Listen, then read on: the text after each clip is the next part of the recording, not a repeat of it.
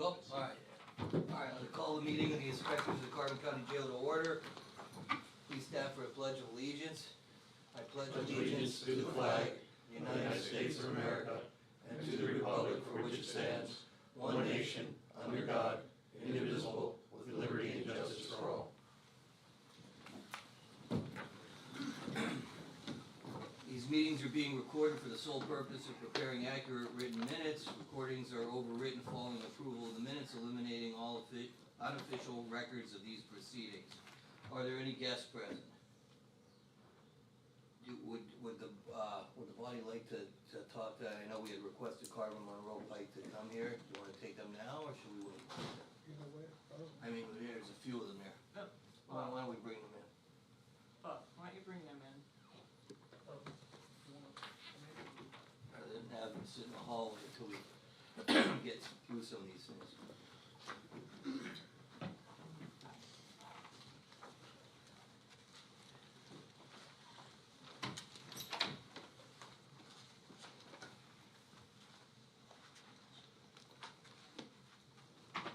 Okay, at our last meeting, we requested that Carmen Monroe Pike Drug and Alcohol, here I guess there's a new contract that we have, and there was some discussion around concerns of not having any type of counseling or group counseling taking place at the prison. So we wanted to find out what we can do to work through that, or what the issues were. Okay, so the initial issue is really staffing and the ability to get anybody. Even at this point, we have open positions as well in our office, and we heighten in exploring the options. One of the things we talked about at one meeting, and actually the sheriff had brought it up as a suggestion, is the potential of telehealth and looking at going that route rather than having a physical body at the jail. And we just actually did put a dummy ad on Indeed just to see if we get any bites for either just in general a position telehealth, and we have gotten some bites that way. People have applied now for that, which we don't really have an established position yet. We just wanted to see if that would be, something that would work. So feeling that's the way we could more be able to fulfill something rather than in person at this point in time. And we would utilize our case manager, who already goes to the jail as part of Laddie program and reentry, to be able to sign paperwork and things like that we need to get taken care of in that fashion. Logistically, obviously, we'd have to work out some things, and that would be between the jail and Lynn, who is our person who's in charge of all of our treatment programs. How many are you short over there? Right now in our office, Yeah. so in office, we have a full-time position open, and then the jail position, which is with the person who's at the jail, and then would also see some people in the office. We just did hire a part-time person who's only going to see 12 clients in the office. And some of what we hire has to also depend on who can see who based on insurances and things like that. So in order to see certain folks, you have to have a certain degree, that kind of thing. So for us to be able to see the folks at the jail, obviously they won't have insurance, so those can be all bachelor's level individuals versus some insurances where we have to have in-house master's level clinicians to see those people. Gordon, do you have any questions? We just recently had a DOC inspection. One of the big highlights was that we don't offer any group and individual counseling. We have Larner, like you said, for the evaluation, but we don't have any kind of group or individual evaluations for the inmates. And that was a sticking point with the DOC. And I know we haven't had anybody in for probably been well over a year. So our last billing was in, I believe, June of last year was the last, and then last year what we were doing is we were sending the supervisor up to just do what she was able to see who necessarily had to be seen at the time. But this has happened since COVID. We've had trouble staffing our field. There's been a lot of total agencies have gone total remote, don't even have in-house services anymore, and a lot of people gravitating towards those kind of counseling services as well, both as wanting employees and people looking for services. So that's where it's at. So it's not, it's a matter of finding somebody to be able to do that. So our last person we had there full time, once she left, then we weren't able to engage anybody else. How many inmates require this type of service? Off the top of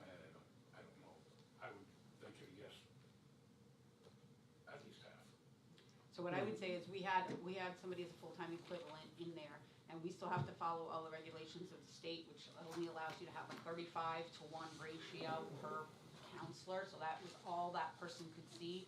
So at that time, they were seeing a mix of the medium block and the female block, to make up that one full-time equivalent. I certainly feel like we probably could do more than one full-time equivalent, but it would be the reality of finding enough people, staff to be able to do that type of services as well. And then again, whether remotely, how that would work logistically. I know we also talked, the warden's planning another job fair.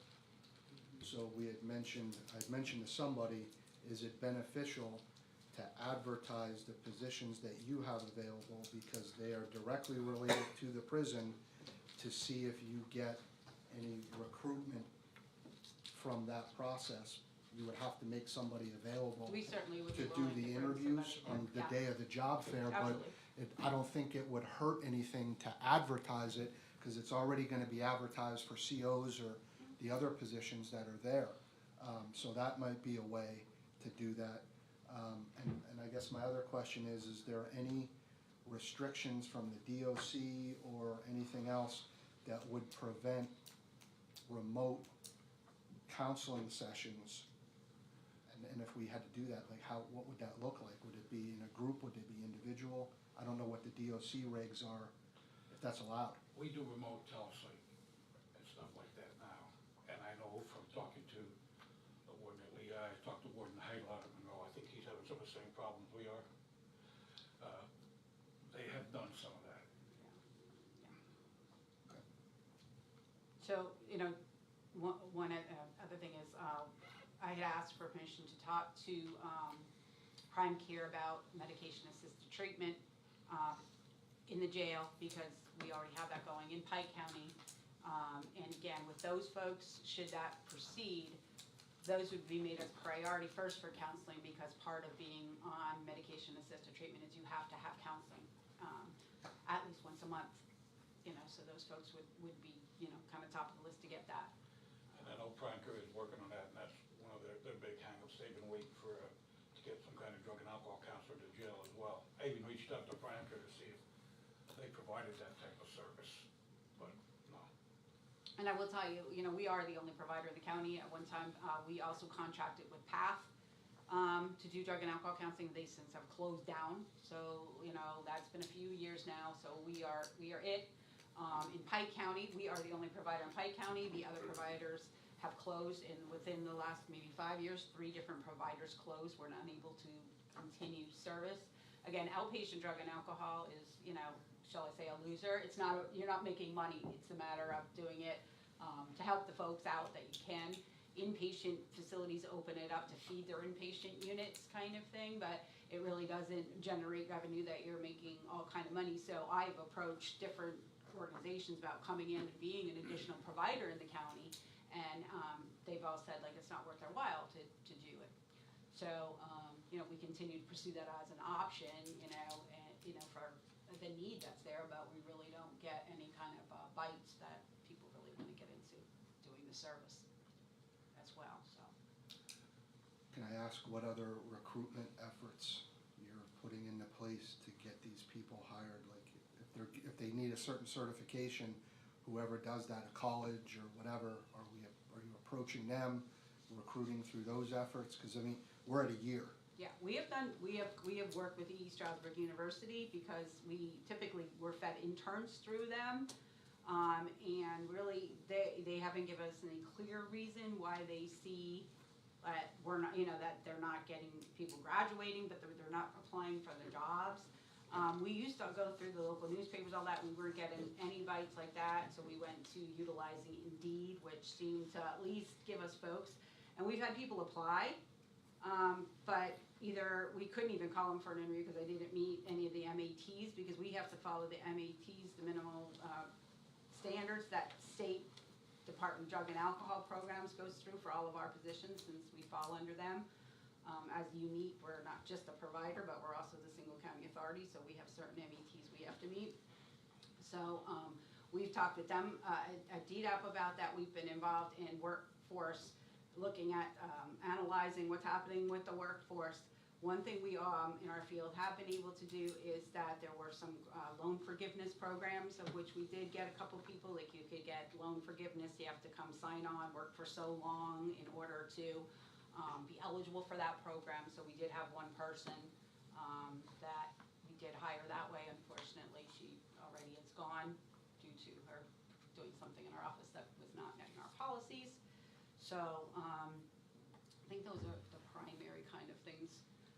We get a lot of people through like word of mouth, like through, other people, other facilities, like when you talk out to other facilities, if you know anybody kind of thing, and, people are looking to leave one facility, go to the other kind of thing, but, no, and the other issue is we have not gotten any additional funds from the state, so, we can't do sign-on bonus, anything like that, and we're on a step and range, so if I were to bring somebody in and I would say to them, I can't pay that person more because they're gonna be at the point where somebody who's worked at my office for 10 years, within a year, they're gonna be making the same amount of money if I bring in somebody higher than following this established step and range from the state.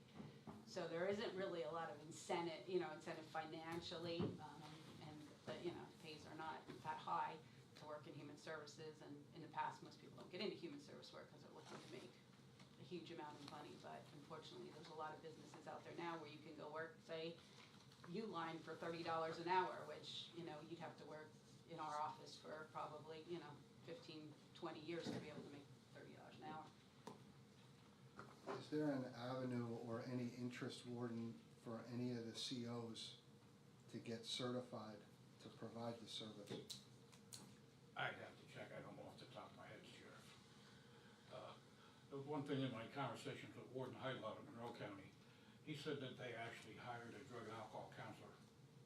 The county hired a drug and alcohol counselor to try and get counseling into the jail. I don't think that's an avenue we're looking at, but that's how he got around it. I talked to the warden at Lehigh County. They brought people in from the outside, I believe, is it Mars? Ours is a program in the Lehigh Valley. And I believe in the past they may have used treatment trends, I'm not sure. I don't know But, about Mars is an But outpatient that's provider. some of the things that they did. Lehigh County had a similar issue, and they brought people, an outside agency in. 40 hours a week for counseling, 40 hours a week for evaluations. Now, we're covered on evaluations with Lauren, but that's what they did. Warden Heidel said they brought in a county employee as the counselor. But isn't that a lot more expensive going outside?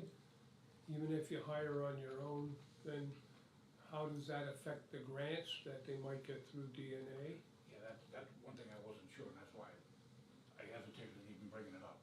I can also tell you certification-wise, it's not a matter of getting a CO certified to be a counselor. I mean, they'd have, again, if you're going to do drug and alcohol treatment, okay, then they have to be able to meet all of those minimum educational guidelines. They, in terms of the appropriate degree has to be met, and then they have to go and become able to do certain other things like the ASAM criteria. You have to be certified to be able to administer continued stay reviews and all those kind of things. So it's just not a matter of like a simple kind of certification.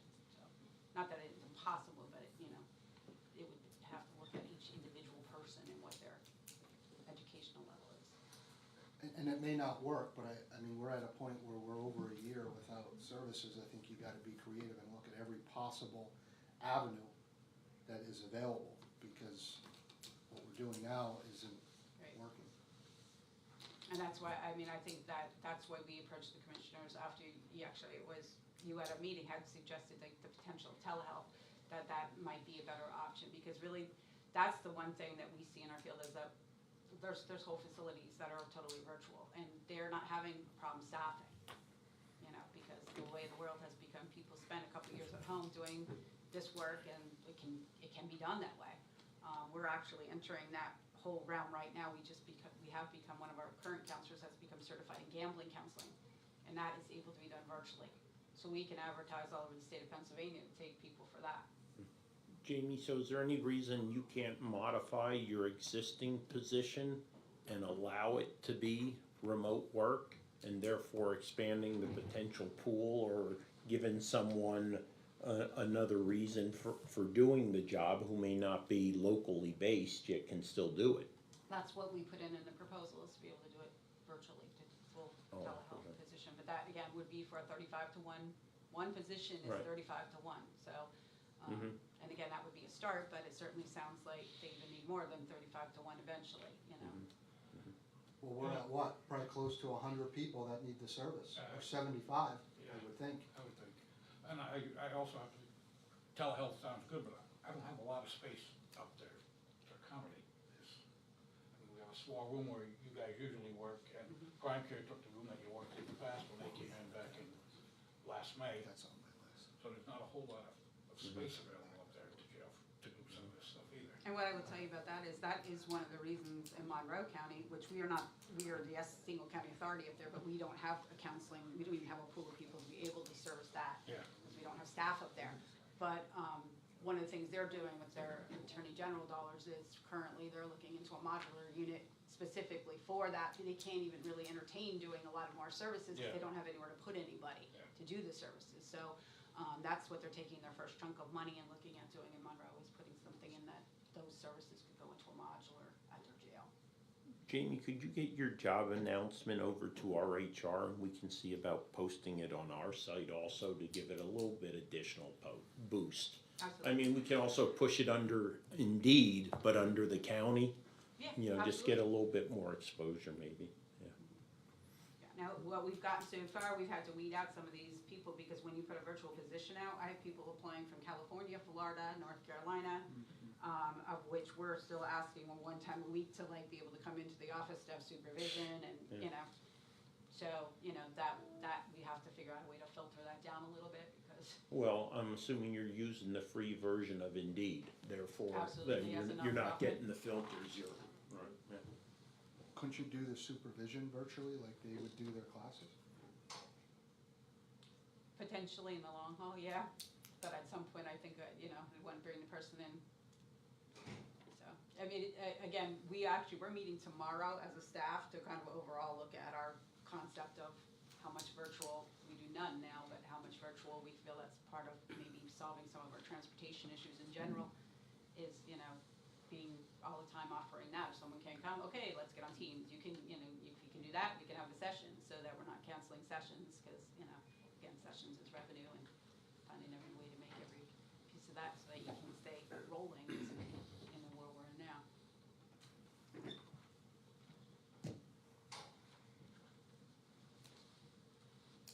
So No in term, no other areas that you can convert or utilize for,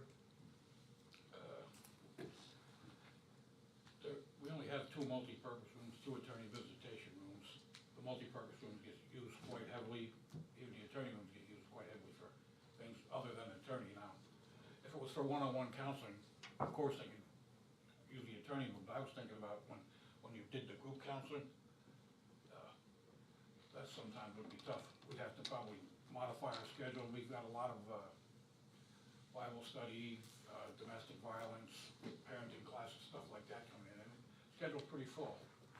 So we have to make allotments, maybe move some people around, maybe shift some people to the evening. It would be a handful.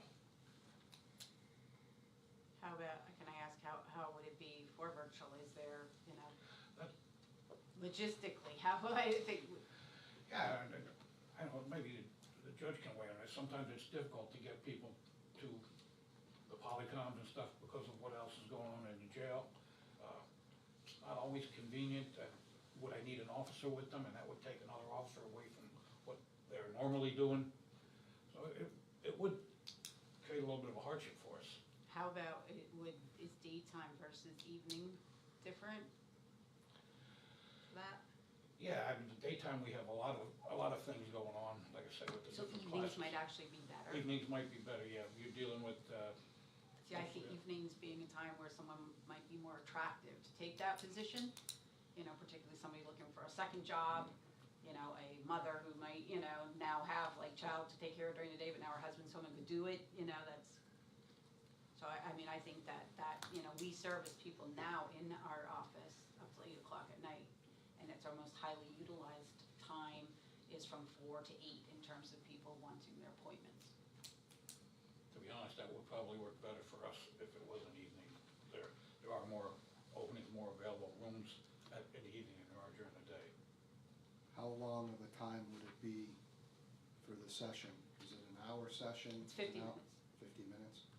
So if you were able to identify the key time for your programming, wherever the gap is, maybe there's a 2-hour gap there. That's the time you do it, that's what they advertise or look for somebody to do it. But I guess my next question is, what, in terms of next steps, so we're not gonna continue to recreate this conversation every month for the next 3 months. In terms of next steps, what are those next steps to get this resolved to look at virtual?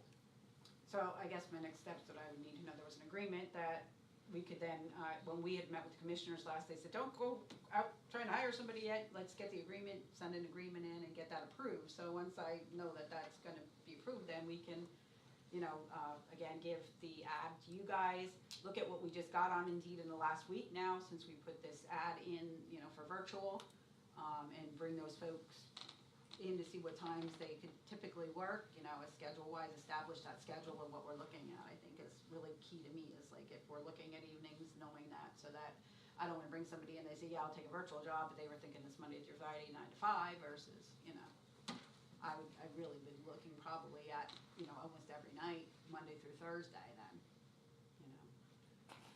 What equipment, Warden, would we need to do that doesn't exist there now?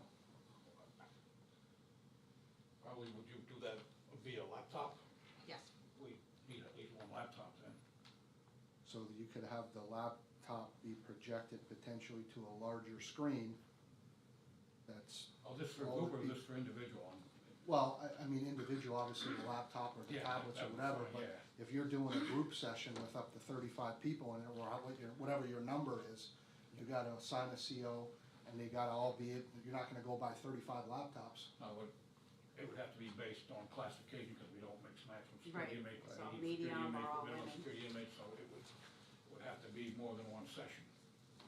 Right, but I mean, you still wanna get as many people in the session as you could. Right. To get the biggest bang for your buck, so you would just need to project somehow onto a Laptop screen, and a screen, a yeah. television, I mean, there's other options. Yeah. But I think if the commissioners are gonna approve this agreement, you gotta have that stuff worked out to make sure what you were suggesting to happen is possible with the technological needs that you have to have available. And I think that flexibility of the pool of applicants would be a plus. You may, and I don't know how Jamie feels about this, but maybe 1 or 2 different people that could, somebody might want 3 hours, or somebody might want 4 hours, something like that. I think the flexibility of somebody just not coming in and saying, especially in the day, it's just this, I think that really may make that position a little bit more attractive. And I can see in some spots too, if someone say the staff person couldn't do it, I've got other people who can hop on Teams and somebody could fill in and so it wouldn't miss those sessions, you know what I mean? To that degree, as far as meeting METs and being qualified, Carol Lee, our outpatient supervisor, she has done that and hopped on and came up there and saw a couple people in. Myself, I still have my CADC, Lynn still has her CADC, so it's a matter of, we could pop on and help to fill in, and so there wouldn't be cancellations or anything like that if somebody couldn't come to work for the day they were sick or whatever like that.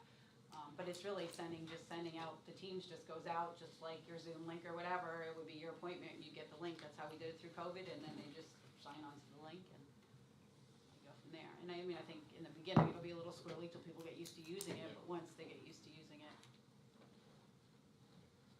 Do we need any modification of the contract that we have? Proposed contract that we're entering into? Does language have to change in it? The one we sent to the county in March was for telehealth. It just would be the date range would change on, obviously we usually go the calendar year, so it would just be from whenever we're gonna start, say July 1 to December 1 instead of January to December 1. I think, when I looked at it this morning, that was the only thing that's different.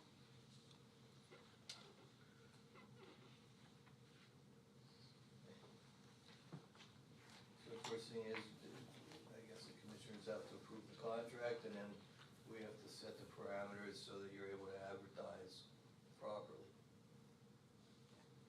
as far as schedule, what, Right. what you're looking at is the schedule time that you want. And I mean, I think we start with that one full-time person and then, as we can increase it, because the contract that we submitted is for one person at this point, because that's what we've had. Obviously, you'd like to go in person, is the contract gonna be written in such a way, no, you propose it as telemed or whatever, but, is it both in there? No, it's in there as telehealth, because we have literally not had it as, not that we couldn't switch it, if we found that person that was willing to go Right. to the jail. Well, that's what I'm trying to lay out here, I understand that there's difficulties right now, but obviously, I guess it's up to the commissioners in entering into a contract, but as far as with the prison, ideally, you'd like to have somebody there. We don't wanna set it up that it's just gonna be telemed all the way through, and we're never gonna switch from that. I mean, I don't think this working from home and everything over, you're not getting, I think even in the nature of your business, that face-to-face interaction with people.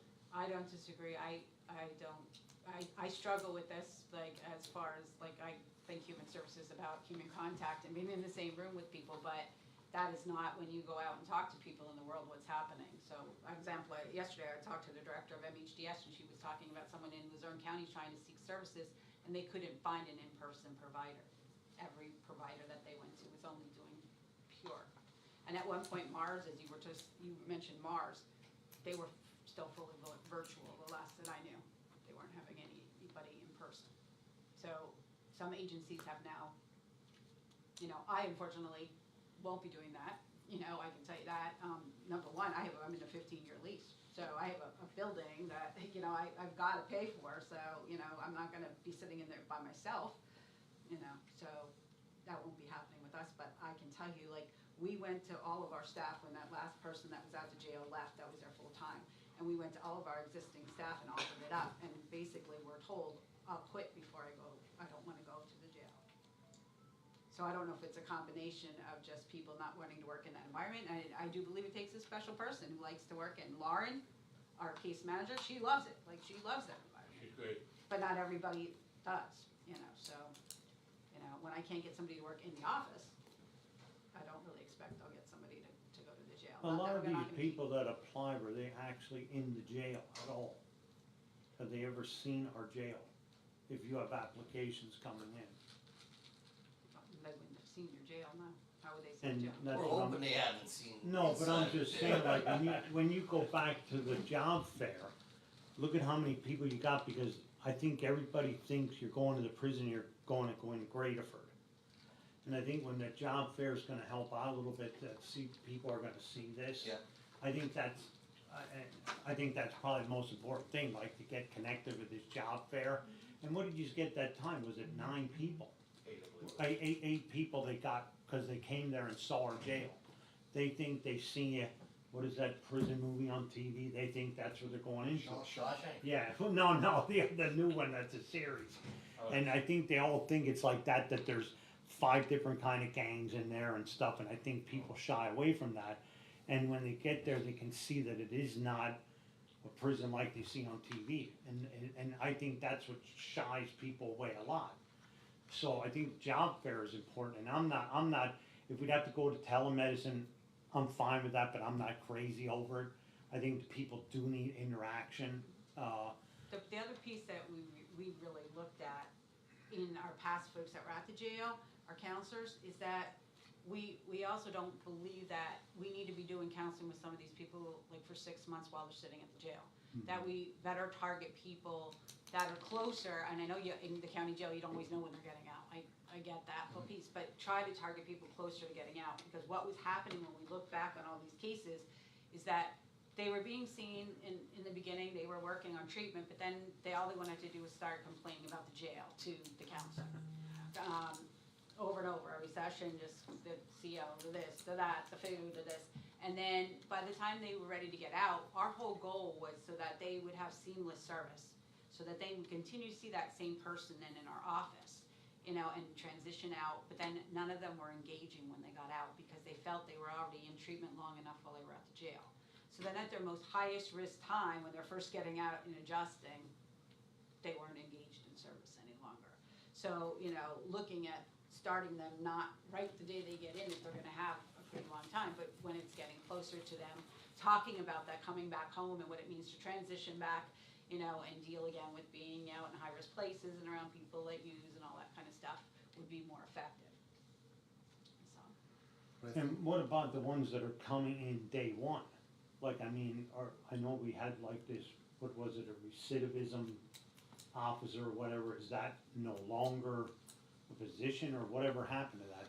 I think when we first came in here, that was supposed to be something that we were supposed to have a transition, that when people come in, if they were not supposed to be in there, that we're working with them people within the first 10 or 30 days to try to get them out. You know, so if we're having people in, we're looking at the end when they get out, what about, are we forgetting about the ones that go in? You know, I mean, are we neglecting the ones that are going in on day one? We're working with probation right now with them.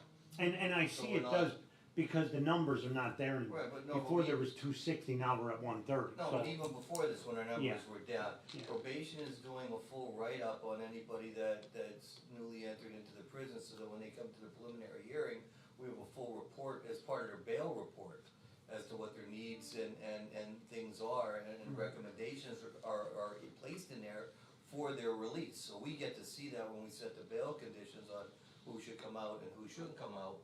And then we work with the warden and staff, especially with the mental health issues, but not so much with the drug and alcohol. But we set that up based upon the crime that was committed. But obviously, if there's, you know, if we see a drug and alcohol problem in that, and it's not for a crime that they're looking at incarceration, we're modifying the bail to get them out and getting their counseling. So yeah, that's getting taken care of.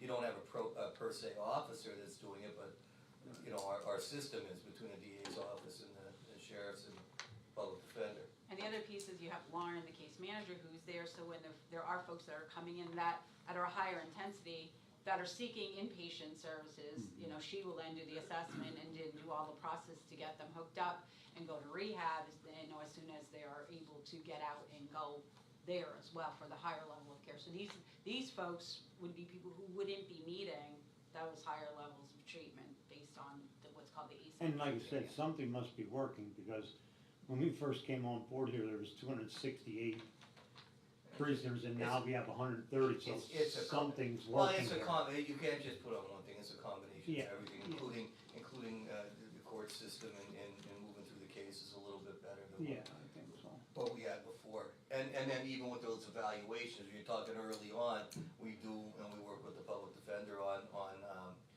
releases, you know, in order to get into treatment, if they're gonna go to inpatient treatment, depending on the nature of the crime. That may not show in the bail report, so. The only other thing that might change some of this stuff, just so you're aware, is that right now, you know, at the federal level, they're looking at changing some things with medical assistance, so that people may not lose their medical assistance or may get turned back on even quicker. So then in those cases, you know, again, when you have licensed treatment, licensed drug and alcohol treatment with a provider who's credentialed with MA, which we are, then some of that shifting of cost would shift over to medical assistance to pay for services for those people who would either keep their medical assistance or get turned on while they're still there. So, you know, that has already happened in some states. It's also something that would be very positive with this medication-assisted treatment, because if anybody knows anything about medication-assisted treatment, it's very expensive. That those costs would be shifted there as well, and that's a big driver in that happening. So that's all working in the works in the federal level at this point. To the district attorney's point, though, I think there's huge value in still having the in-person counseling option. In lieu of that, something is better than nothing to do the telehealth piece. I wouldn't wanna see the recruitment stop for the in-house, because if we get one person to do it virtually, that's not gonna be enough. You may need multiple people with multiple types of offerings, in-person, individual, telehealth-wise. So I would suggest that the wording of that contract includes both of those options to have all of our bases covered. I can. Yeah, like, more like an either or, like, it's a contract, obviously, you put in telehealth, then at a point in time, we start asking for it, you say, well, the contract doesn't provide for it. Or the opposite, you know, we don't, and we're not, I don't think the county has ever done it that way with you or had disagreements over the contract like that. But having both in there that it contemplates it, I think that puts us in a better position that, you know, as an either or, we're contemplating, you know, acknowledging the desire to have, you know, full-time, in-person type of, position, or in the alternative, because of staffing, the telemed. And I mean, I see there's potential if someone may start working for us telehealth and like really enjoy the population and might want to do that, you know, if you really get somebody who's been a therapist and has worked with people in person, you know, so. And is there something like after someone, cause I agree with him, like, we're sitting here all the time stalled, you know, whatever we're doing here. And it's like, is it any option for a person after 10 visits or 15 visits, that there has to be an in-house visit? You know what I mean? Can that be in there, that we're not just going completely telemedicine, and after treatment for somebody or whoever they're doing with 5 people or 5, and I don't know how you're gonna do it, are you gonna do it with groups? And then do they come in every 10th session that it's in-house? You know, like, what do you do to get it, that it doesn't turn into just telemedicine all the time? Cause then, Well, I don't think. I mean, that's up to you, like, how you can do this, but I still think people need interaction, no matter what the stats say. Somebody has to come. Listen, I don't disagree with you Yeah. whatsoever, like I said, But, I think and- I was coming back from COVID when everybody else was still purely, you know, I was telling myself, sorry, we need to come back, these people you need to see somebody so that you can see their body language or what's happening with them over a screen looks much more different. You don't know who's in the background listening when you're doing that. Can somebody really be open and honest because there's wife sitting at the kitchen table right next to you and you really can't see them, so are they gonna tell you the truth whether they're drinking or not using? You know, all those kind of factors all happen in telehealth. You know, if there's an officer in the room, is the person gonna really talk about some deep-seated thing that's happening in their life? You don't know, you know, but at this point, like I said, I think to me, this is like where we need to start, not necessarily where we need to finish, and hopefully we can adapt it as we move forward and see. I don't think you could get that detailed in the job, in that part of the contract and what they're gonna provide, that it's so many times, in, you know, telemed and then has to be in person. I don't think you can get that way. Lorna already acknowledges that face-to-face is better. She knows that's what we want. Well, I just would rather want that the contract contemplates Yeah, has both either ends. or, that in the event that you know, we're not all here, she's not there, that somebody's not using the contract to say, oh, it's only telemed. I don't want a contract that just says, that's what we're providing, that's all we, I get it. and then they fall back on that, well, we don't have to send somebody up there, I don't wanna, and we've never had a relationship like that, so I'm not that concerned, but I just like it in the contract. Yep, I So if can we do can that. get that in the contract that way, then it'll be good. I would suggest too, I mean, I think there's a difference between providing a service and providing a quality service. So when you're thinking about supervision of these people, it may be beneficial to put in your process that somebody who supervises this individual tunes in to watch them do the group, right, on a We do that. We do that now irregular with our- basis, yeah, just we so do. that's built in there. Because, you know, yeah, we're gonna interview them, but we're not sitting in those groups to know if what they're doing is working, their delivery, their interaction, that kind of stuff. And, you know, I don't know if all of these people that are gonna be in a group, do they all have a one-on-one kind of initial meeting to be introduced to this individual, to ask some of those questions, you know, build a bio, whatever, that they can incorporate into the delivery of their service, that, you know, that So the may way be it works helpful. is that in order to be in any of our groups, in treatment, the way our policy is written is you have to first be established with a primary counselor before you can be eligible to go to any group.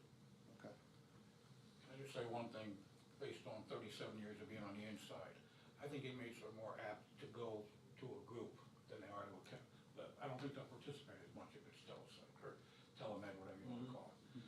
just basing that on what I've saw at Hidden Carbon, what I've seen in Luzerne. We got more inmates going when there's somebody actually at the jail and when it's in front of a TV screen or when it's in front of a laptop. So can I propose the maybe part of the contract, say that the groups would be in person and individuals telehealth? Yeah, and would you have a group meeting then? You'd still have individual, but you would I have. think I can get somebody up there to do a group, you probably wouldn't be the same person doing the individual and the group, Okay. but I think I could get somebody You to could write go there to something do a group.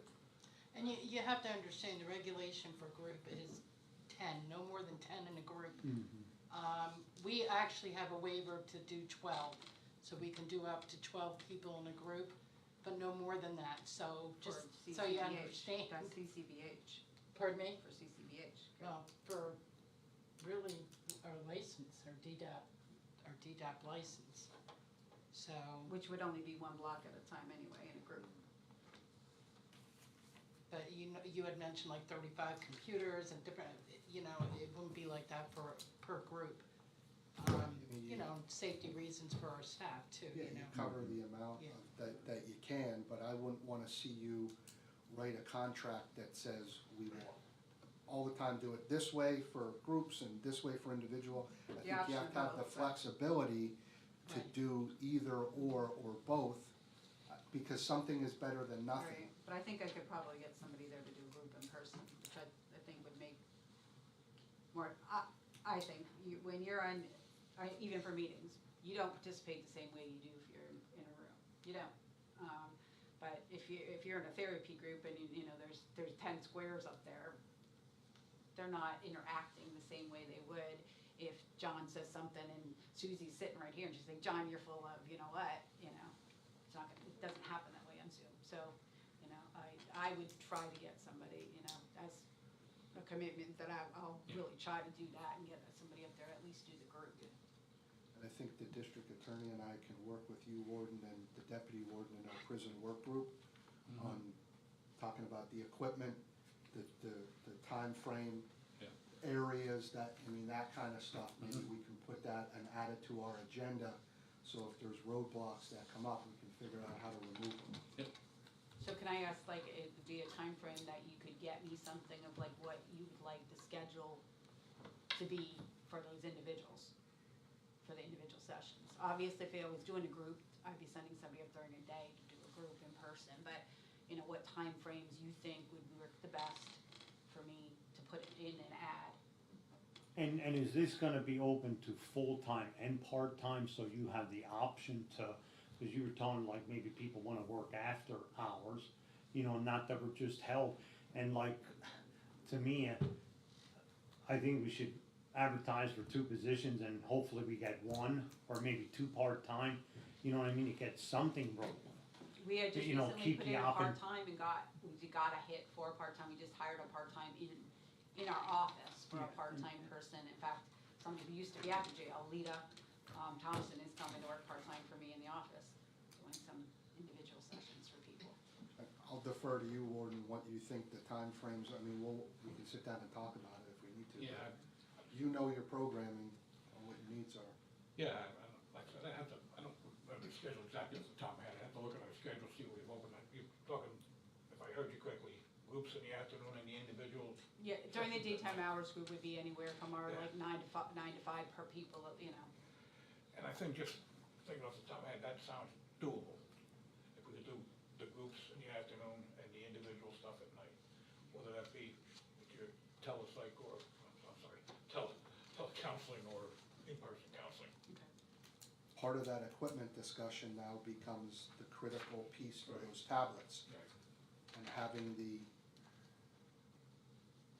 ability for, whether it's Teams or whatever's gonna be used, because that's the primary tool that we're gonna use for the delivery of that service. Teams is the platform that we use. So, we have to work with GTL, and I know they weren't being responsive and I that have kind an of stuff. update on it today. Do you wanna add, Paul? I was just gonna ask a question, and I'm gonna try to stay in my lane. Now, I know you mentioned Luzerne County, is there any reason you would wanna consider doing some kind of combined day reporting? Are you familiar with what I'm talking about, where they wind up My understanding is in Luzerne County, an individual will be sentenced, I'm just gonna use the example, 6 months of jail. After 3 months, they're allowed to be released, but they're doing a day reporting where they're going to drug and alcohol office for treatment, and then making sure that they're complying with the treatment. It does two things. It reduces the population at the jail. For individuals that are not, again, violent offenders, someone that's concerned for the community, but also now you don't have the concern of these individuals that don't want to work at the jail. They're actually working at drug and alcohol, and they're meeting at drug and alcohol. I'm just throwing it out there. It's something that they mentioned to me, and if you're familiar with Luzerne.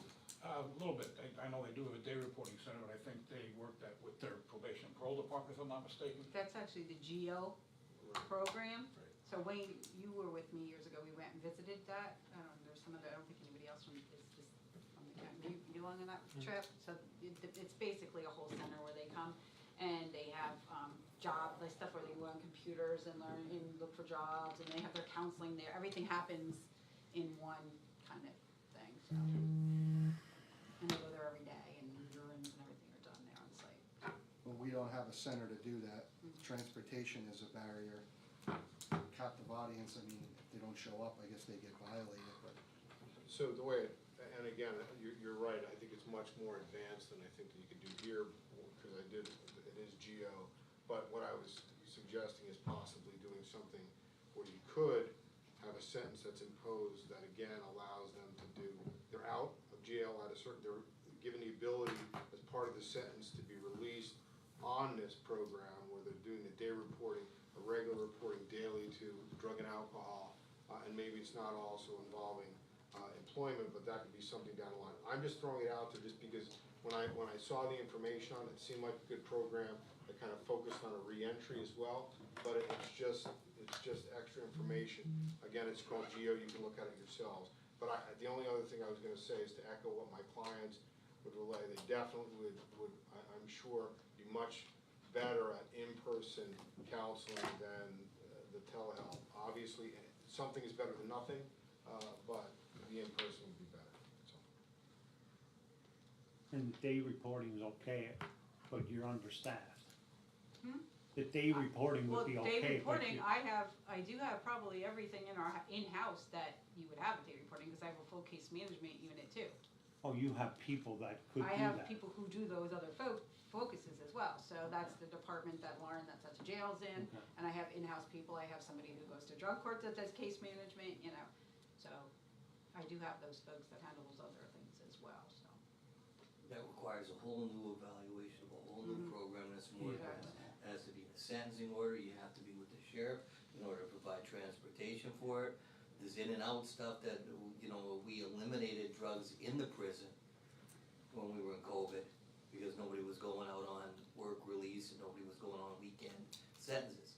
Once all those came back, then we started seeing an uptick, and that we have to be constantly vigilant on. Now we're creating another risk of that, but I think it's something that has to be talked to with the bench, you know, on what they wanna do and their ability to set all that up. I mean, that's obviously something that's nice to look at, but even with the schooling and stuff like that, but we don't have those types of issues, we don't have that sort of demographic of prisoner.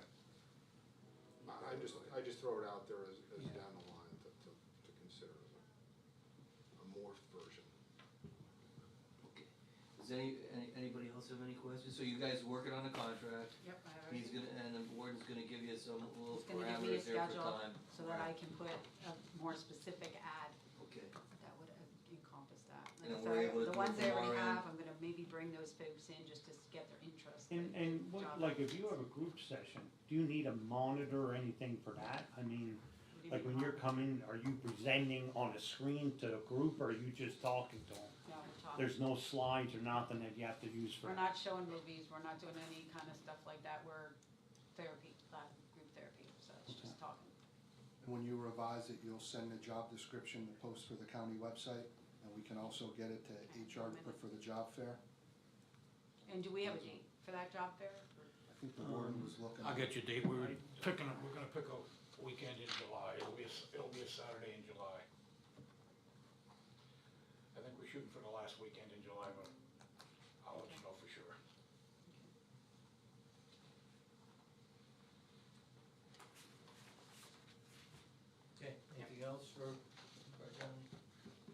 sending the new revisions through Ellie. So that's why I sent the last agreement. Yeah? Okay. Got it. Okay, thank you for coming, you're welcome to stay if you wanna stay. Take a little break before our meeting with Paula. Okay, any other guests? Alright, and we'll move on to approval of the minutes for the meeting held on May 17th, 2023. Move for the approval. Motion made by Second. Mr. Noson, second by Commissioner Warner. All those in favor say aye. Aye. Any opposed? Motion passes. We had no executive sessions that were held. Reports of committees, maintenance report. K&D was in to repair the rationale oven in the kitchen. Sills was in to repair, the FEMA block washing machine. Keystone was in for an issue with the intercom system. A&W was in to jet out a sewer line. I submitted the monthly color report to DEP. I've given information to Nagua from Carbon Engineering, and she has started the feasibility study. Train was in for their quarterly PM of the rooftop units. And one of the water heaters, the tank is ruptured, so it's basically leaking. I've been trying to get quotes. I have two quotes. I have one from Andrews and one from A&W. I send a letter in as well stating that I've called Sheehan's numerous times and the phone just rings. I've tried Rick's Plumbing and it's always been a busy signal every time I call. Goldberg Plumbing, I left a message, they never got back to me. And Jim Thorpe Plumbing, I was told was out of business. So that's where we are at with that. I asked if there was someone else that the county recommended we get a quote from, and then they just said come up with the letter and the reasoning. So. Any questions for Ronnie? So is one of those quotes being submitted for For like to be approved, like it looks like the, Well, I was told A&W or the because of the A&W? price, I had to get quotes, and Yeah. that's just basically where we were at the moment, so.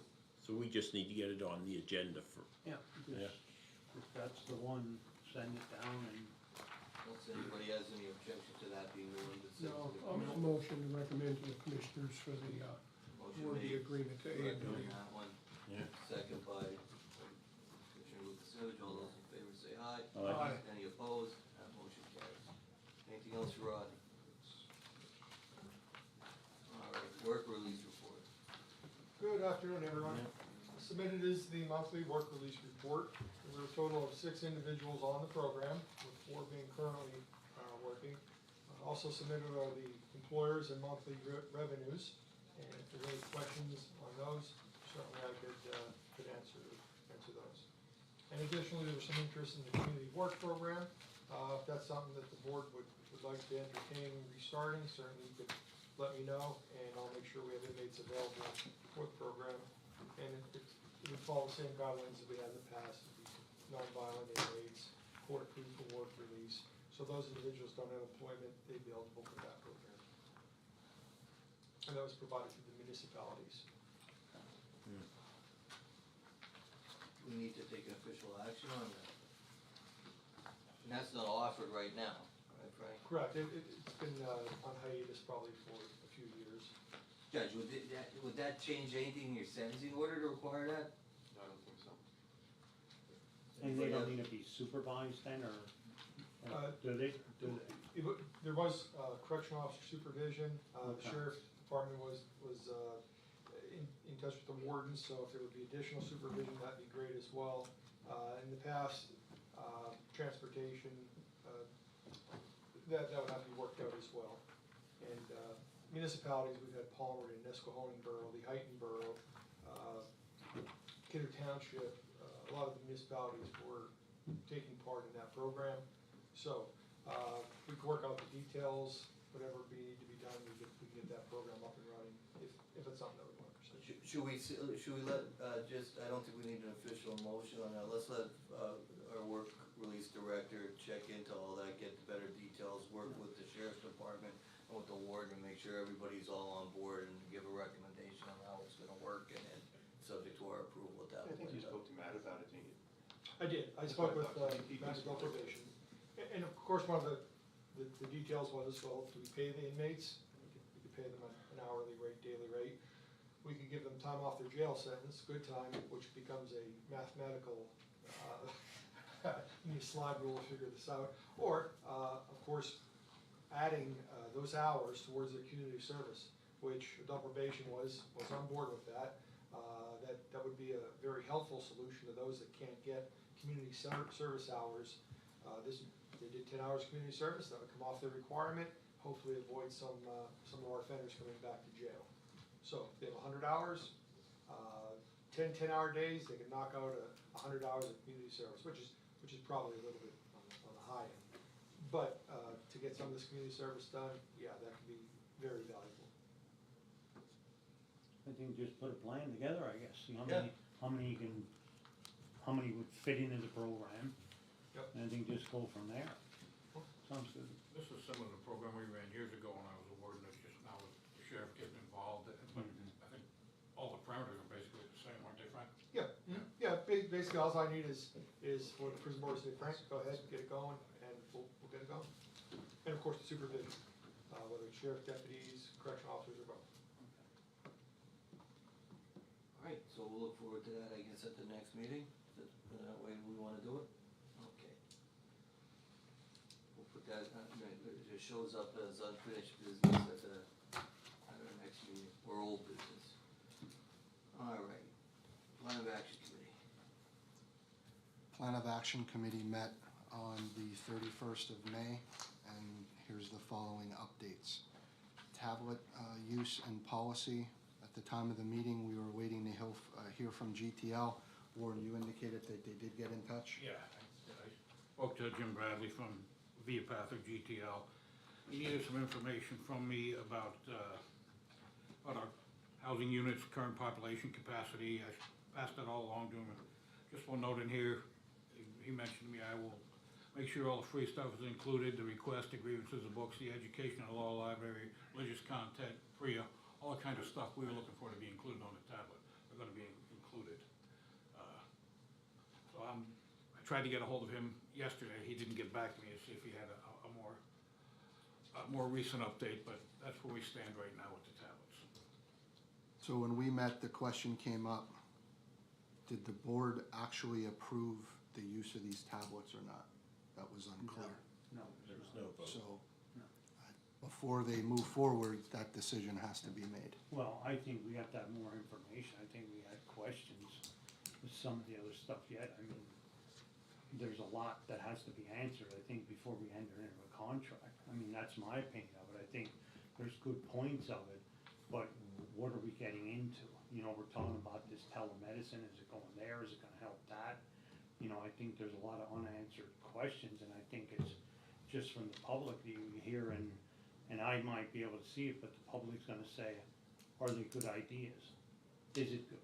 Yeah, they gave us a presentation, but what is the advantage to the person and to the county?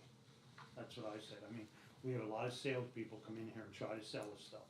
In the last year, we probably spent $500,000 on things we shouldn't have, that should have went towards people's salaries. And I'm not gonna stick money out if this is not a viable thing. I mean, I said, you go to the public, we're worrying about this broadband, and there's people within the county that don't have broadband, I understand that. And I can see the value of this, but I need more information from that person, and I think, there were questions about who's gonna monitor this. Are we gonna have to hire another officer to take care of this? There's a lot of money that gotta go behind this before you say yes. Okay, I just speak from experience. Monitoring was done by staff. I did some monitoring when I worked as a captain on the night shift up at Lazard.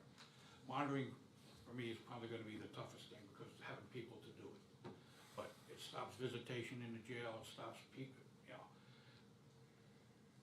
Again, we talk about maybe the telesite, the telemed, stuff like that can be done on the tablets. The visiting that can be done on the tablets.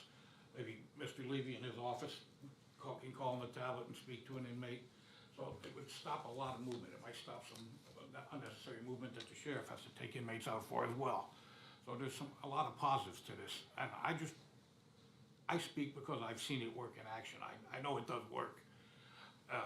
you want control over the apps, and I understand that, but Luzerne, they didn't have a great selection of apps. Yeah, they had a music app, yeah, they had a movie app, but those things help officers. They help keep the population busy. They help keep the population from doing things that they shouldn't do. They are a tool for the officers, and they also are a disciplinary tool. You can suspend somebody's privileges. You can take tablets away from the unit if the unit is acting up. There's a lot of things you can do with the tablets, both for the inmates and against the inmates. Like I said, you want to use them as a tool to take something away. With the staffing that you have, would you be able to provide staffing for it, or do you need to hire additional officers? I think what we did at Luzerne, and what we would probably do at Carpet, when sergeants, lieutenants had some downtime, they would monitor the tablets. They would watch the phone calls. That's how we did it up there. I wish we had more time to do it. It was feasible. It would be no different than how we're monitoring our phone calls now. Exactly. When we're suspicious over something, we go back and we listen to the phone calls. So they have a feel on who's doing what up there, the rumors spread around, and we go back and we look through everything that they have. That's how we catch them. I don't think you're gonna have live monitoring at that time, or that you monitor everybody's No. on a daily basis. I think that's not conceivable. What do you need, Rocky? What do you want this guy from VTL to come back in and? Well, I mean, we have a policy, and I'm not saying that we're at the point where you're, and I agree with you. Yeah. But I know we have the policy in effect, we got from this end that they say they could do it. I think we just have to finalize or hear their pitch on what apps you want on and what you think you can do. Am I correct with that, or? Well, and that's what I think it is, when he came here and showed this all on the monitor, and everything's fine, and nothing can come through it, and there's a picture on there with a woman ready to take her top off. Right. You know, I need to have that ensured that somebody's watching this. I don't need 100 coming in like that. And if this is supposed to be a system that's helping, then monitor it, then have somebody monitor it. Having it say, yeah, we'll check it every 3 days is not good for me. I mean, this is something that you have to take serious, and I see the point that it's gonna help. But not monitoring it is not gonna help. It's not gonna help the situation. All you gotta do is slip up one time, and that's it. And it might even be a slip up one time when you're watching, but imagine how many slip ups come up when you don't watch it. And that's my point.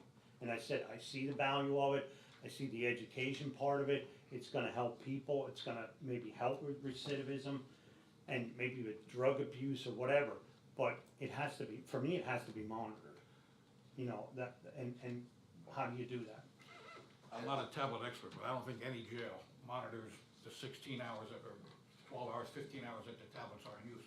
I don't think anybody can devote staff just to monitoring the tablets. But that's what I said, you said to me they'll monitor when they have time. Yeah, that, What happens if time isn't for 5 days?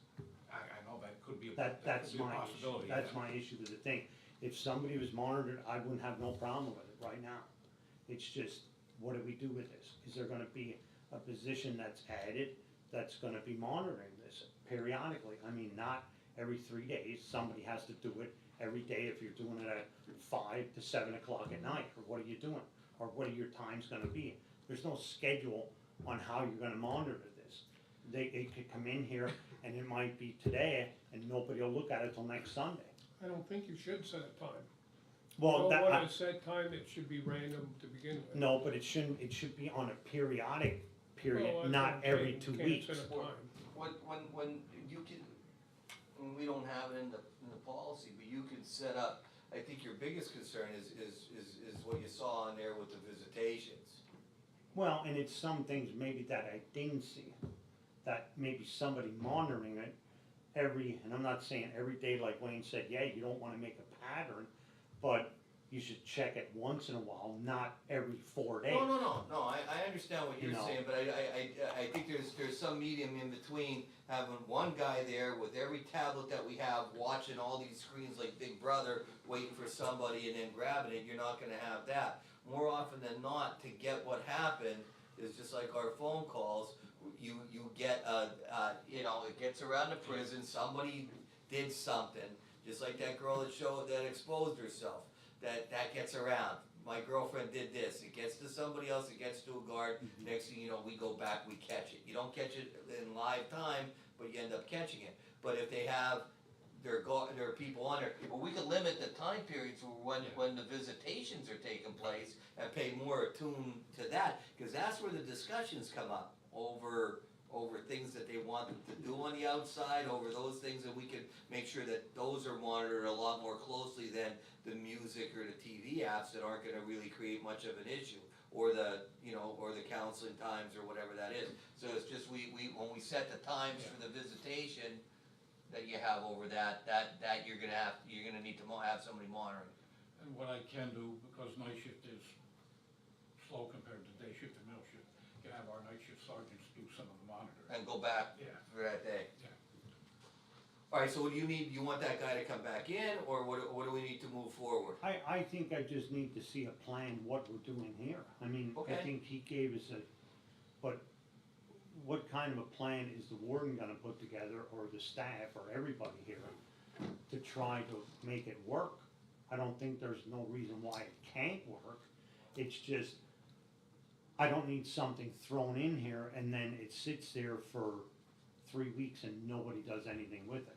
You know, that's what I need, and I think even like Mark's not here, and he brought that up before, if there's areas where they're gonna be doing this, is this where, you know, if it's, I don't know what kind of situations they're going in, visitation rights, is that something that's in another room, or is that gonna be in their cell? You know, like, what's happening with this? That's how, I think, if it's set up like we had in Luzerne, there's docking stations on the walls. And the inmate will be at that docking station doing the visiting. He can't be doing the visiting in his cell because you can't monitor him there. Our staff's point, monitoring the inmate who's making the call. The stuff we see that we shouldn't see isn't coming from the inmates, it's coming from the other side. right, yeah. But yeah, they're on docking stations like, last time I was familiar with them, when I was up at Luzerne, that's how we operated them from, each block had a couple different docking stations where the phone calls were made, the video visits were made. Jim, and I courtesy copied you this morning. I sent out correspondence to all employees at the prison, Yeah. Plus the I did bargaining see. unit, to get their input, you know, are they for it, against it, pros and cons and stuff like that? Because they're the folks who are gonna have to do it, so once I hear back from them, I'll give them a month to reply. And the only thing I wish they had some experience in it. I'm lucky Right. because I did. I know. They don't know. Right. A lot of them don't know. Right. But they hear about the towers. They haven't seen an operation yet. So I don't know what to tell you, Mike. It's like I said, I like the idea. I think we have to start a little bit slow and then branch off of that. You know, I don't, and like he's talking about docking stations, yeah, he talked about docking stations, but what are we gonna do? Are we gonna have 5 of them? You know, what's the plan? Are all 40 of them gonna be someplace else? I don't know.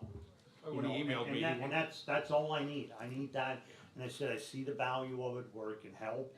I mean, with mental health or drug and alcohol, it can do wonders in the prison. But I just don't wanna get it out of hand and then it's unmonitored. And I said, and it doesn't matter how much you monitor it, there's probably something gonna happen somewhere. Somewhere there's something's gonna be, you never know, cause We said that we said this from day one, that this increases the ability to commit criminal acts, there's no ifs, ands, Yeah, or buts about that. and it just creates another tool. However, you know, even our acknowledging that, the law enforcement standpoint of it sees the benefit of having it in terms of controlling issues at the prison, in terms of having visitation without people coming into the prison, eliminating the influx of people to the prison. There's just more benefits that, and the communication, the ability to communicate with the public defender's office and DA's office outweighs the stuff that they'll still find a way to commit crimes. We're just giving them an easier tool, but if we monitor it, we could, we'll still get more. We'll create work for ourselves. And I think it's just like one of the things, if you start off a little bit slow with this, and you just got done saying nobody knows anything about it, none of the guards or anything, that lets them get into it, and then maybe instead of having 50 tablets, we start off with 15 and work up to 50 within a year. You know what I mean? That's where my point is. I think people have to be trained on how to use it, because if you throw there, it's just gonna, to me, it's gonna be chaos. So, and like I said, I see the value, but I think, how do we implement it without not throwing too much at the wall? I'll send you down the draft policy that I We gave it to everybody. Yeah, it was. We all it reviewed was- it, Right, that and we might made have been changes one of to it. But I think we gotta clarify, I think just the parameters of what's, that's the policy. We may need to add when the visitations are gonna take, how you're gonna implement it. You have a policy for the prisoners, Yeah. but that's how you're gonna implement it, like the number of Yeah. docking stations, number of tablets we're getting, when you propose to have visitations, how you propose to have it monitored. I think the other questions that Rocky needs to answer. All right, So, that was the first item. okay. The implementation plan continues to be updated. We're still awaiting delivery on the ion scanner. I'm not sure where the status of combining the live scan mail clerk position was. When that ion scanner comes in, That was our plan, the live scan and mail clerk position together when the ion scanner comes in. And I do have just an update on the ion scanner, I know that's also a new business, but, talked to Chris Patterson from,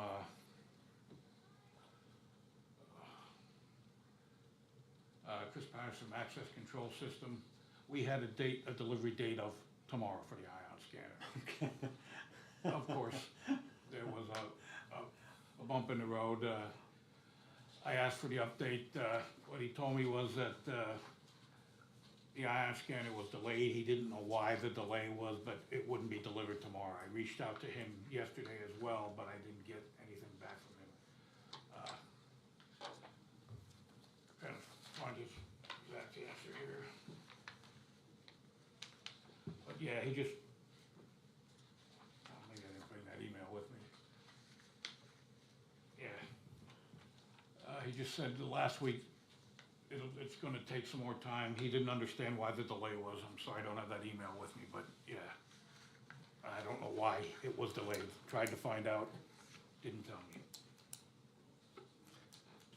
so we're waiting for that to come in, the position. On a position, is, do we, how are we approaching this with, in terms of the commissioners? I think the overall sense I got from the board here, that we were gonna look to combine the positions. Do you want us to draw up, prepare a new job description and get it over to HR? Are we moving forward that way, or are you against creating a position, or how do you want us to handle this? I would, do a job description combining the two. It's already done. Oh, is it? I have it done yet. Okay. Should we get that to HR and then, Go from there. okay. Camera system, JCI, is supposed to be there tomorrow to start figuring out their implementation plan for the cameras. Polycom, no new systems at this time, gonna utilize what's there. Prison tabletop, that's kind of on hold. There's next steps that were identified from the tabletop exercise. I'm sure the warden will touch on it, the DOC inspection. We'd already talked about drug and alcohol. We were able to identify an intern who's in the district attorney's office now, but will rotate through other offices. Also will be assigned to the prison and will help warden with your post orders. That will be Yeah. his project, so you can get that hopefully finalized. Yes, that and our general order, yeah. Yep, so, and I talked to him about that. He knew there was gonna be a project. I think he should have no problem getting that done. The vacant secretary position, was that posted? It's not vacant yet, because she's gonna be the one that moves into the mail clerk ion scanner. Okay. Focus placed on revising the policies and procedures we discussed. Key control is being worked on. PREA continues to be rolled out. We talked about training for external departments outside the prison. Sergeant Candy put together a memo that came out this week. Those trainings will be held at 44 Susquehanna, so hopefully that Now, will. can you explain that more, Warden? What the heck is all that all about? What kind of training do these outside agencies? Anybody- Who's supposed to be, or you think should be attending these trainings? Anybody who comes into the jail with inmate contact, whether it be public defenders, probation, parole, sheriff's deputies, vendors that come in. Sergeant Candy has been grabbing our vendors as they come through. and making sure they have pre-training. It takes 20 minutes, a half an hour. It's a short training, but you have to have it to be PREA compliant. Anybody who has any kind of contact with inmates has to have the training, so we're PREA compliant. I got a And who is, presenting these, training sessions? Sergeant Candy is our she's our PREA coordinator. We've gone through, myself and Sergeant and Deputy Warden George went through months of weekly PREA training with,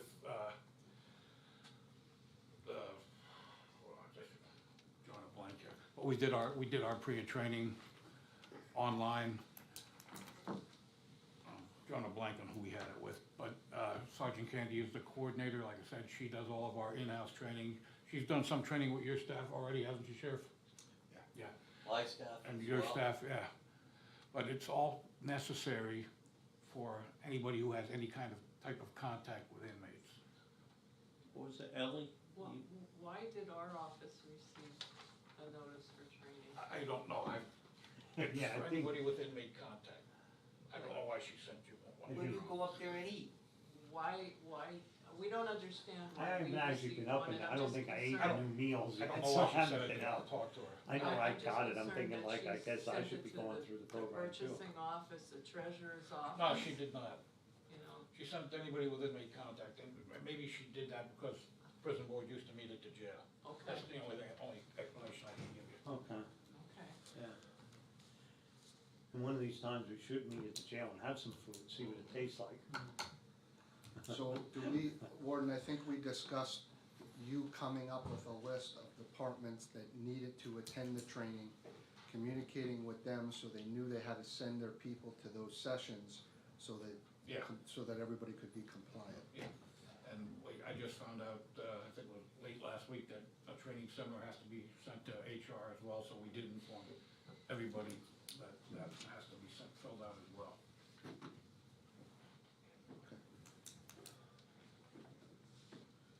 Post orders, again, that's the intern project. The inmate handbooks were developed. Prime Care continues to be working well. I know there's a meeting that was scheduled with Prime Care, Drug and Alcohol, and I'm not sure who else on the MAT program. The work group discussed, that being a good program is very expensive, but there's gonna be a significant staffing issue trying to get these people to that treatment, should that be utilized, unless that treatment is brought to the prison. So that's something that's gonna need to be discussed and figured out before anybody enters into that programming. Some of the food feedback was that the food service provider seems to be slacking. That's what, I mean, I'm not with that, but I see like a little bit of a difference, but in the bills.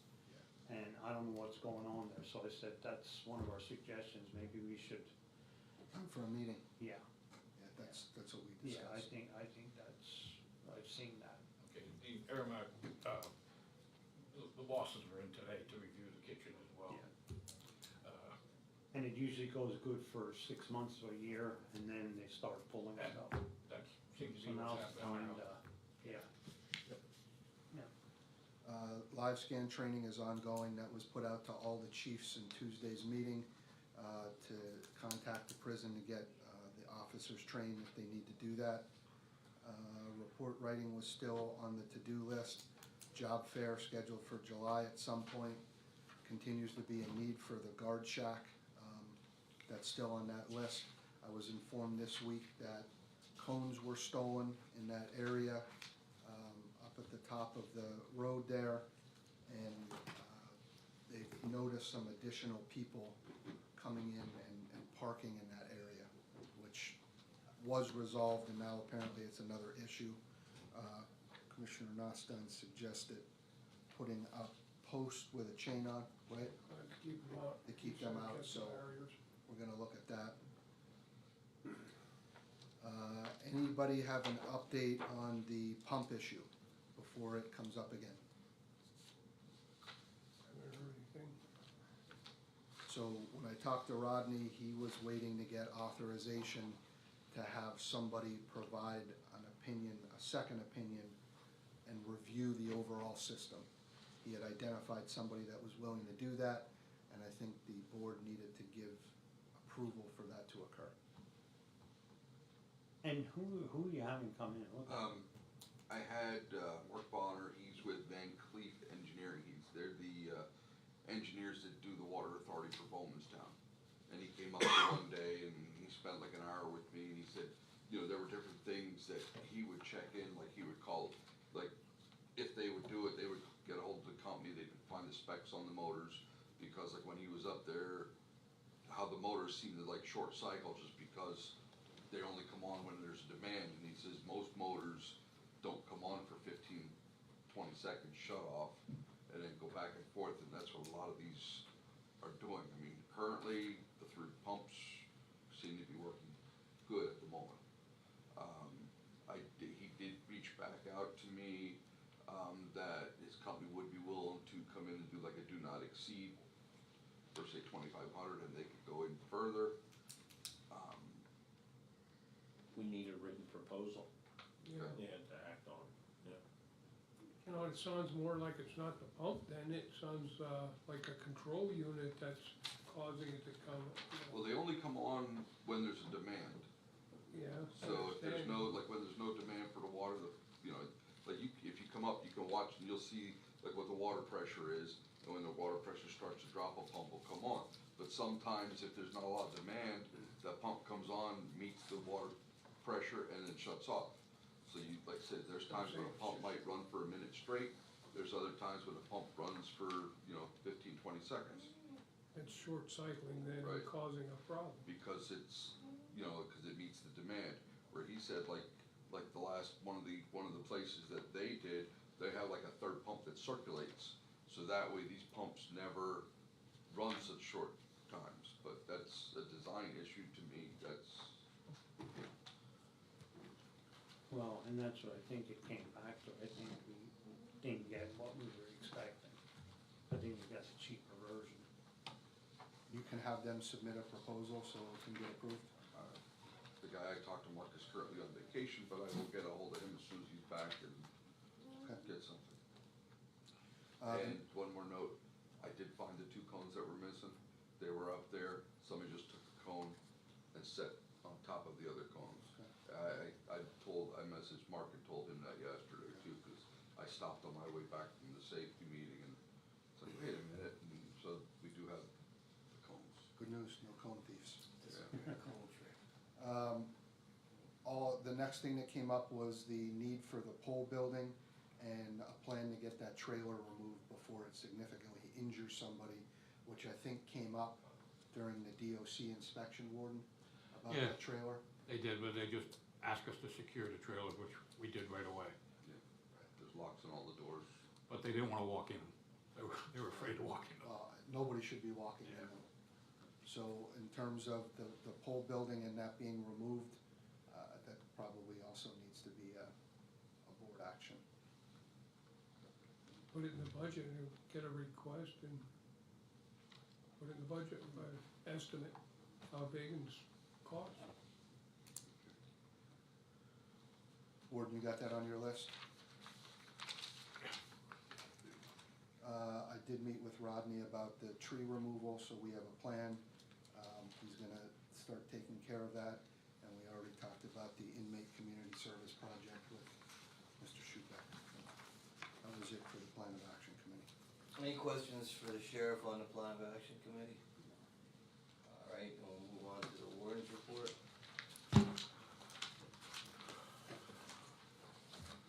Okay, Warden's report from May 1st to May 31st. We had 76 male admissions with 24 female admissions, 80 male releases, 26 female releases. Average daily population for the period was 144 inmates. Inmates as of 5/31/23, we had 110 males in custody and 20 females. Total admissions as of 5/31 was 454. Transports from the prison, we had 7 hospital, 1 orthopedic, 11 specialists, or 19. We had 1 day of hospital duty in the month.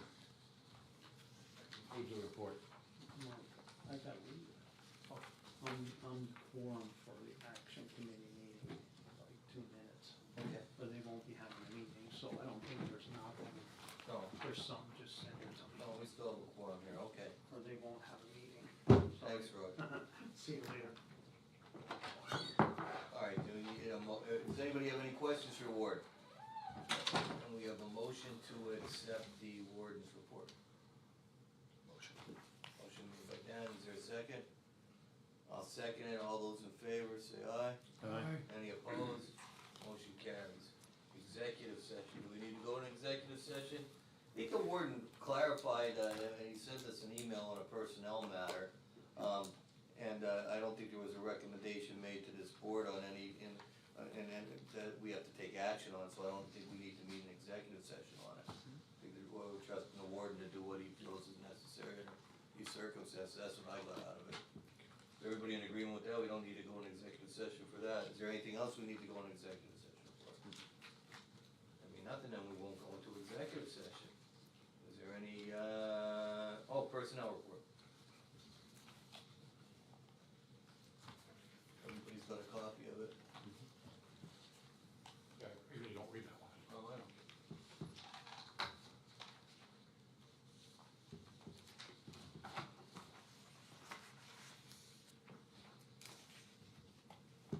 Promotion on the Motion personnel to report? approve the personnel Wayne, is there a report. second? A second. Second by Chris, all those in favor say aye. Aye. Any opposed? Motion carries. Any new business? Excuse me, I wanna go for, just a quick update on the DOC inspection. I got the preliminary draft back on Friday. They have given me 30 days to respond to some of the things they want corrected, which I've started working on already. We should get a response, I have to get something back to them by July 15th, and then we should get a response back from the DOC soon after that. One thing they did tell me, I just wanna make the board aware, the inspector did tell me at the beginning of the inspection, don't expect 100% compliance because of the shape that the jail was in prior to this inspection. They were very picky, and like I said, we corrected a lot of stuff on the spot that they raised questions about, but there are some things that they still need me to fix, which I'm working on. But they did caution us that if I was looking for 100% compliance, I wasn't gonna get it. And they told me that before the inspection began. How could they tell you what it's gonna be before they even do it? I was a little We're shocked gonna by That's that. a wait till we fair found inspection. something. I was shocked by that myself, but they said it before Derek and I took them on the different tours of the facility, but that was their response. Well, I reviewing everything there, I didn't think it was that bad, I thought it was real picky to begin with, especially after we've already had, that we're working off that plan of action. Yeah. Did you send that report out? And we sent it to, Oh, okay, so you have it. I got it. Okay, you got a copy and I got a copy, and then I said they gave me 30 days to respond. So we didn't send it to everybody? Oh, I think it just went to you and to me. Just me and you? Yeah. Oh, okay, Yeah. we'll get that out to everybody. I apologize for that, I just thought everybody got it. Okay, we'll take care of that. It was all picky stuff, there was really a lot of stuff on SOPs and little things like that. And a lot of stuff they asked for is already in our SOP. What happened is, they were coming in on the 23rd of May, I think it was. They sent me an email on the 19th that they needed all this stuff. I went in and worked on a Saturday and got them everything I could. Apparently, it wasn't enough, or they didn't wanna go through everything I sent them. So now I'm going through it again and resending stuff I probably already sent, but yeah, it was very picky. Yeah, we'll get it out to everybody. Okay, anything else under new business? Any old business? Any correspondence? Do you wanna deal, Mike, at all with what the warden said today on the inmate? Or no? Oh, that's what I talked about, whether it needed, the inmate? Yeah, that I wasn't one sure. got- No, I said, the warden, if there was something for us to take action on, we were gonna go in executive session. Otherwise, I felt it was something that the warden should take care of on its own That's fine. from a disciplinary standpoint. So that we didn't really need to talk about it, cause I think it's within his discretion, unless he's asking us to do something that we would have our power to do, like termination or suspension or something like that, but if he can handle it internally. Okay, anything, any correspondence? Solicitor's report? No report. Okay, and is there any further business? Yeah, one item, Jim, and I was gonna bring Sam from HR up here, but with Mark's absence, I didn't wanna do that. Your position on daily entry of time versus the manner in which COs are putting in time, because it's creating a nightmare downstairs, and it has been for years.